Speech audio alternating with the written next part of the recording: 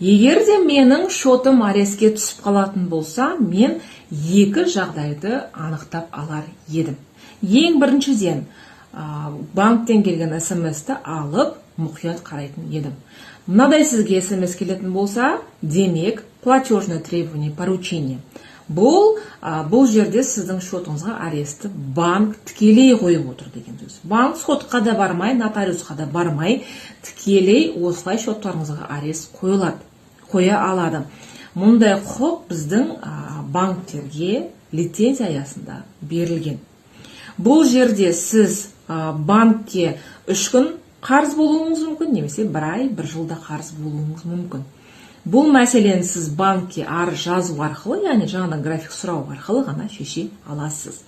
Ал егер де сізге мынадай смс келетін болса, демек сіздің шотыңызды арестке ЧСИ, частный судебный исполнитель қойды деген сөз. Жеке сот орындаушы.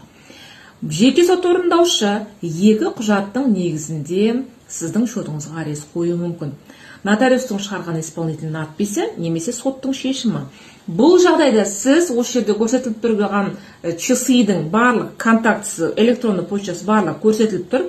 Осыған WhatsApp-қа жазып, өзіңіздің кім екеніңізді, иініңізді айтып, ол кісіден осы арестке қатысты бүкіл құжаттарды сұрайсыз.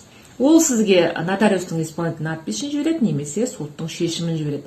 Осы екеуінің біреуін сіз заңсыз деп тануыңыз қажет. Одан кейін ғана барып жеке сот орындаушы сіздің шоттарыңыз аресттен шығады.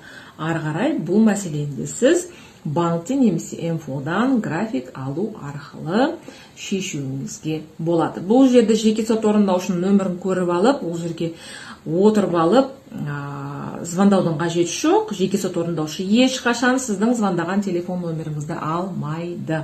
Неге? Өйткені ол кісінің сіз сияқты должниктері өте көп, бір ЧСИ-да 10 мың, 15 мың дела болу мүмкін.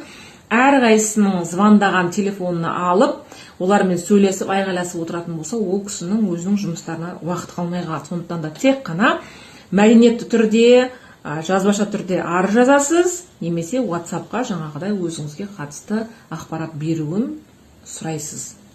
Сол WhatsApp-қа жазғаннан кейін ответті күтіп, өзіңізге керек құжаттарды аласыз. Егер де сіздің шоттарыңыз арестке түсіп қалса, немесе осыған байланысты сұрақтарыңыз болса, комментарийға жазсаңыздар болады, немесе жекеге жазып, консультацияға жазылсаңыздар болады.